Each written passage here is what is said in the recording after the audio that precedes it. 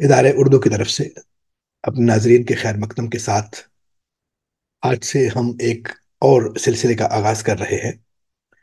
بنیادی طور پر یہ سلسلہ شاعری کی پیشکش کا سلسلہ ہے، جس میں ہم اپنے معاصر لکھنے والے جو معتبر نام ہیں، جو قابل توجہ شاعر ہیں، جن کی ریکارڈنگ ہمیں ادارے کی طرف سے دستیاب ہو سکتی ہے، وہ پیش کریں گے۔ لیکن اس میں ذرا سا جو اضافہ ہے وہ اس چیز کا ہے کہ ہم ان تخلیقات کو ڈاکیے کی طرح لے کر صرف آگے بھیج دینے کے بجائے ادارے کی طرف سے اس پر تھوڑا سا تبصرہ، تھوڑا سا تعارف، تھوڑا سا اس کی جو تخلیقی نہج ہے اس پر اظہار خیال شامل کریں گے، تاکہ ہمارے وہ شائقین جو شاعری سے حظ اٹھانے کے ساتھ ساتھ اس کے میکانزم میں دلچسپی رکھتے ہیں، ہمارے وہ دوست جو خود شاعری کرتے ہیں، وہ دیکھنا چاہتے ہیں کہ شاعری میں کون کون سی جگہ ہیں، کون کون سے معاملات ایسے ہوتے ہیں جہاں پر ہمیں شاعر کو توجہ کے ساتھ دیکھنا چاہیے،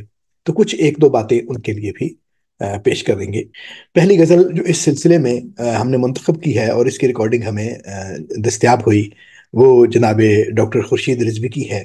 ڈاکٹر خورشید رضوی ہمارے عہد کے نمایاں ترین ناموں میں سے ایک ہیں، وہ میرے پسندیدہ شاعر ہیں، اور ان کی شاعری میں ایک ایسی ایک ایسا طلسم ہے جس میں ایک علم اور تخلیقیت مل جاتے ہیں آپس میں۔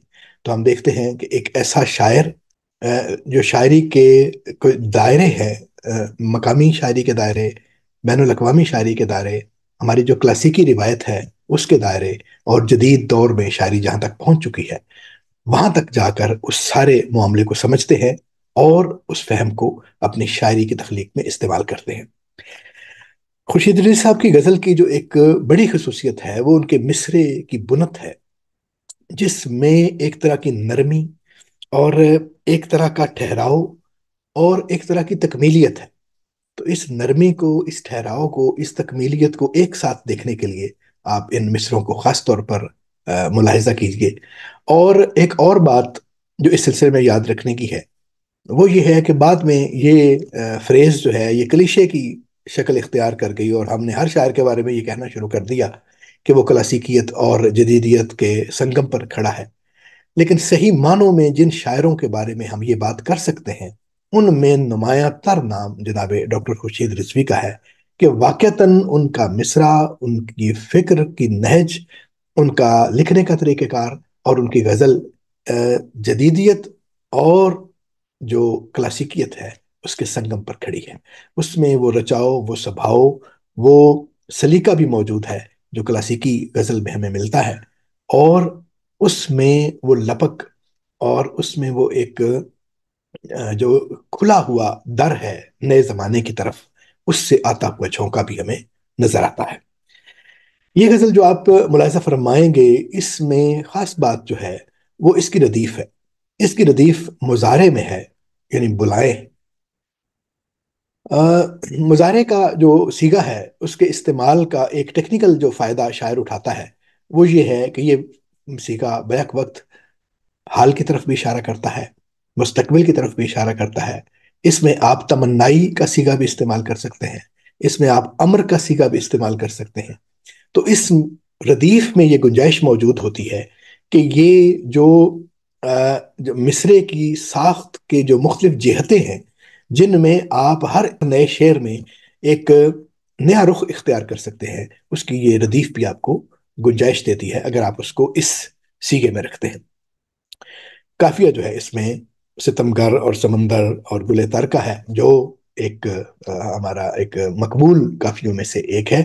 تو اس قافیے اور ردیف کے ساتھ ایک خوبصورت بحر کے امتزاج سے یہ زمین جو ہے اس میں انہوں نے یہ نہایت اعلیٰ مصرے تخلیق کیے ہیں، اور عافیت کے لفظ سے اس کو شروع کیا ہے۔ عافیت کہتی ہے، عافیت کے بارے میں بھی عام طور پر نقطہ نظر یہ ہے کہ وہ ایک کنج عافیت، گوشہ عافیت کا لفظ ہم جب استعمال کرتے ہیں تو اس میں ایک یعنی پسندیدگی کا عنصر عام طور پر شامل کیا جاتا ہے کہ یہ ایسی جگہ ہے جہاں پر شاعر خوش ہے۔ لیکن آپ دیکھیے کہ اس غزل کے مطلع میں کیسے اس معاملے کو دوسری طرف سے، دوسرے رخ سے دیکھا ہے۔ ہمارے شاعر نے، اور ایک اچھی تشبیہ کے ذریعے ریگ ساحل اور سمندر کے تلازمے کے ساتھ اس کو ملایا ہے، اور اس پہ غور کرنے کی بات ہے۔ اسی طرح جو آگے چل کر منظر، پیش منظر، پس منظر، اس کا فرق تخلیقی سطح پر بیان کیا ایک شعر میں، اس کو بھی میں توجہ کے ساتھ دیکھنے کی گزارش کروں گا اپنے دوستوں سے۔ اور جو آخری شعر ہے اس غزل کا، اس میں بھی ایک جو ہمارے تعینات اور مسلمات ہیں ان کو پلٹانے کی ایک کوشش ہے، کہ عام طور پر ہم یہ دیکھتے ہیں کہ جو قدم ہوتے ہیں وہ راستوں کو تلاش کرتے ہیں، وہ منزلوں کی طرف جاتے ہیں، لیکن شاعر ہمارا یہ کہتا ہے کہ کبھی کبھی ایسا بھی ہوتا ہے کہ جو راستے ہیں، جو منزلیں ہیں، وہ بھی قدموں کی طرف متوجہ ہوتی ہیں اور انہیں بلاتی ہیں۔ اس غزل کو دیکھیے، مصروں کے در و بست کو دیکھیے، لفظوں کی نشست کو دیکھیے، اور نرمی گھلاوٹ کے امتزاج کو دیکھیے، اور یہ دیکھیے کہ کس طرح سے ایک اعلیٰ درجے کا لکھنے والا ایک ایسے طریقے سے، ایک ایسے سلیقے سے مصروں کی تخلیق کرتا ہے جس میں نرمی اور ایک روانی کے ساتھ ساتھ ایک فکر افروزی کی کیفیت بھی موجود ہے۔ تو ڈاکٹر خورشید رضوی کی یہ غزل ہم ملاحظہ کرتے ہیں، عافیت کہتی ہے۔ عافیت کہتی ہے پھر ایک ستمگر کو بلائیں۔ واہ! عافیت کہتی ہے، عافیت کہتی ہے پھر ایک ستمگر کو پھر ایک ستمگر کو بلائیں، ریگ ساحل کی طرح اپنے سمندر کو بلائیں۔ ریگ ساحل کی طرح اپنے سمندر کو بلائیں، جو نظر بھی نہیں آتا اسے دل میں رکھ لیں۔ جو نظر بھی نہیں آتا اسے دل میں رکھ لیں، وہ جو باہر بھی نہیں ہے اسے اندر کو بلائیں۔ جو نظر بھی نہیں آتا اسے دل میں رکھ لیں، وہ جو باہر بھی نہیں ہے اسے اندر کو بلائیں۔ وہ جو باہر بھی نہیں ہے اسے اندر کو بلائیں۔ خار زاروں کا سفر ہے تو پریشانی کیا، خار زاروں کا سفر ہے تو پریشانی کیا، آنکھ کو بند کریں اور گلے تر کو بلائیں۔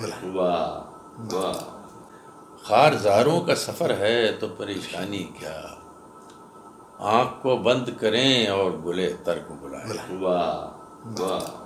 آنکھ کو بند کریں اور گلے تر کو بلائیں۔ کیا اچھا! اور وہ جو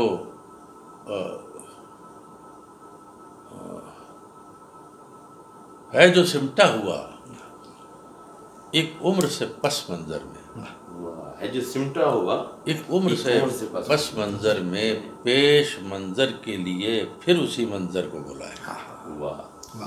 ہے جو سمٹا ہوا ہے جو سمٹا ہوا ایک عمر سے پس منظر میں، پیش منظر کے لیے پھر اسی منظر کو بلائیں۔ راستے بھٹکے ہوئے قدموں کو آوازیں دیں،